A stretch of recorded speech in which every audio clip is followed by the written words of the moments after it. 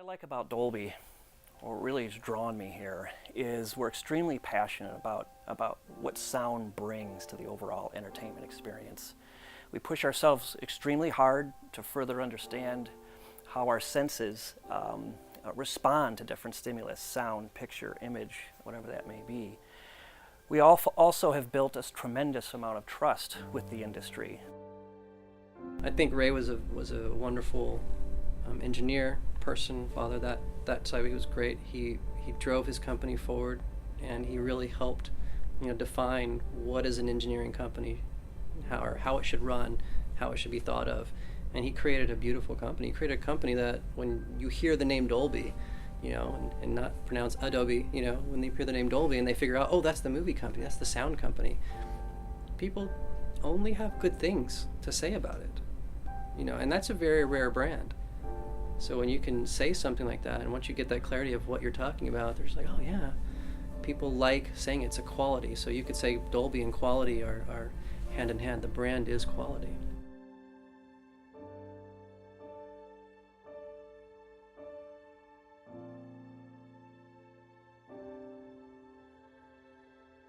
Well, I think one of the things that really attracted me to Dolby in the first place was kind of their DNA and how they approach concepts and how they approach problems in the industry. They don't look at it as just how do you make a quick buck, one little tiny fix, one little tiny incremental betterment of some kind of technology. They look at it and say, how do we, from a very basic level, how do I take the experience in the real world and give that to somebody else?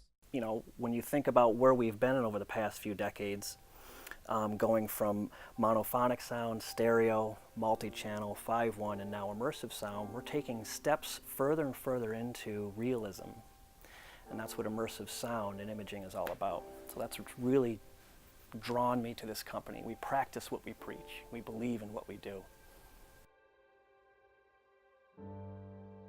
Ray did something right.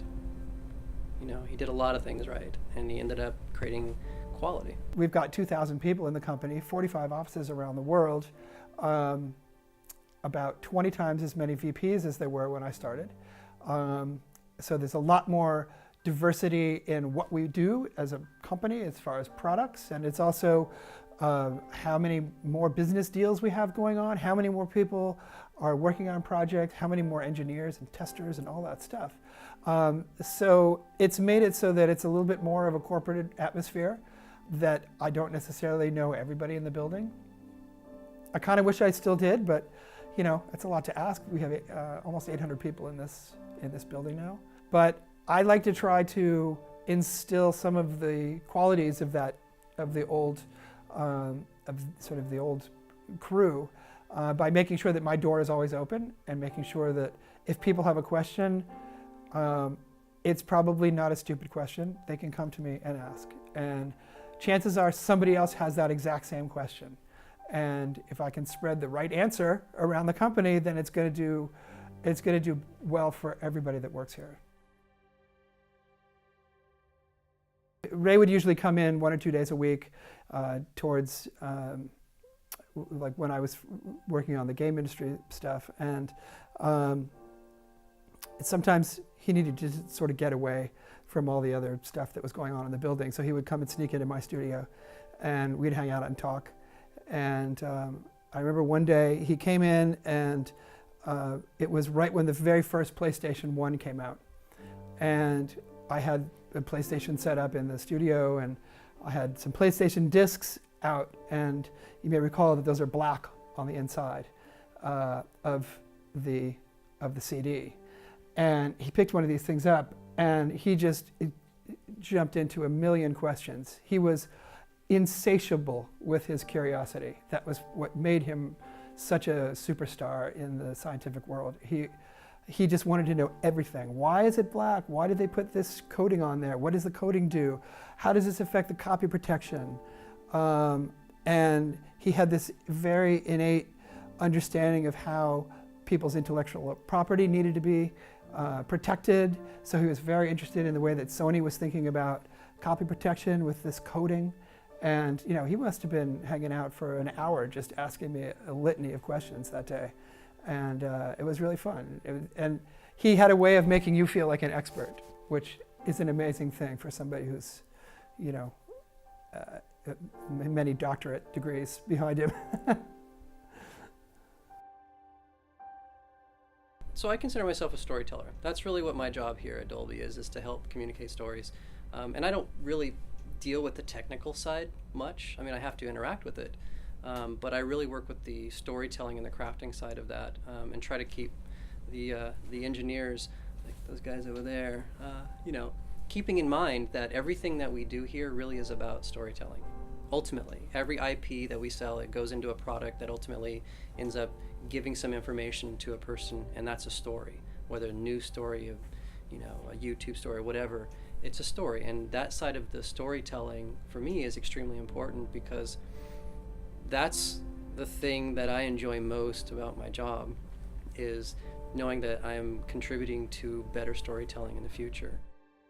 We challenge ourselves. I mean, you got to have that type of mindset. Is always, we challenge each other in a constructive way, of course, in a diplomatic way, but we're always challenging some of the basic assumptions that, you know, maybe the world of the industry is operating under at a given time. I took a leap of faith and came to the company, and immediately started working with people that were incredibly smart and extremely open.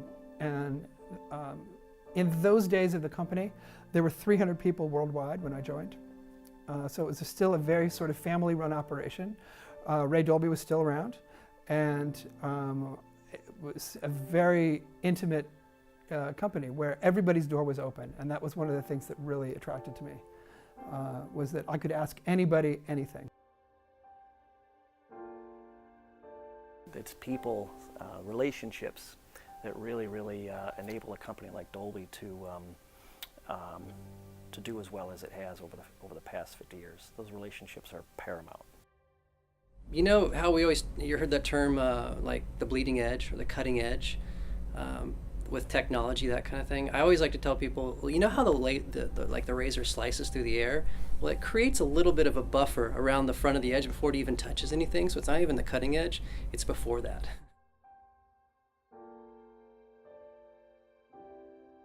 You know, our brand is strong as kind of the technology ingredients that kind of enable those great experiences.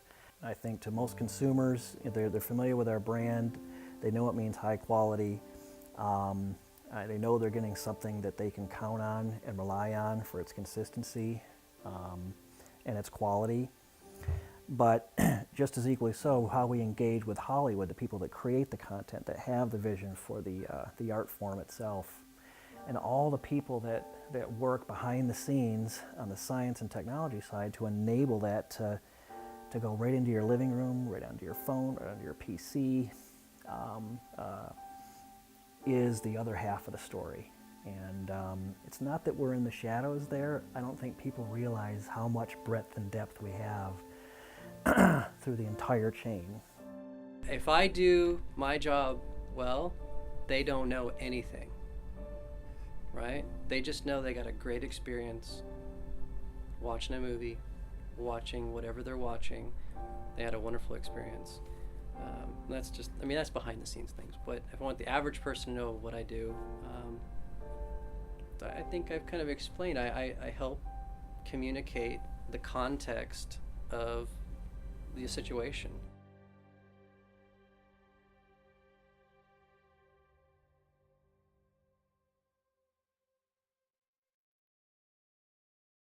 I'll just focus on that for a second.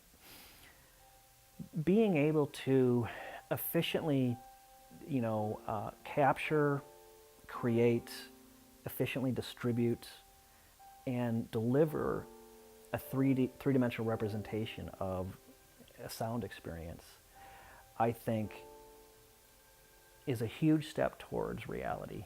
Being able to transport a viewer, a listener, somebody that's experiencing the content into the world of the content creator. Well, we're bringing that dynamic range, or a larger dynamic range of experience, to television. And so that technology is going to bring new experiences that you've never experienced on television before, but you have experienced in the real world. Just like if you're standing outside and the light's in your eyes but not in the other person's eyes, there's a different experience between each person. And right now on television, they normally normalize that, where you get the same experience light-wise. It's not even considered now. You don't have any kind of reaction or connection to that moment. And now you can actually make those two experiences extremely different. And so there's a lot of new things that are coming that you're just going to recognize it because it's happening in your real world, but we can now make it happen on your television.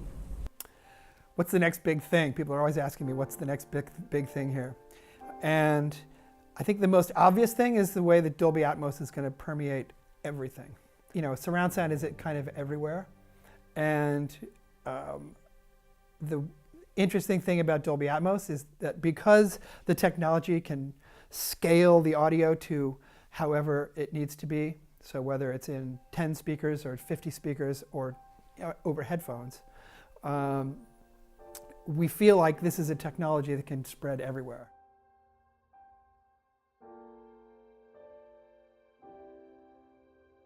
I think a lot of people, you know, really, I want people to know how passionate we are about all these things and how much we invest ourselves and as a company, as a community here, and how much, you know, we care about quality and we care about making this better. We, you know, I think one of the things that some pretty people I'm close to in the industry, some thought leaders in the industry I've known for many years, you know, I think some of the nicest things that I've ever heard from them is that, you know, they can pick up the phone and call a human, right, at Dolby that knows them really well, knows the technology deeply, is passionate about it, and will come racing to help whenever there's a problem.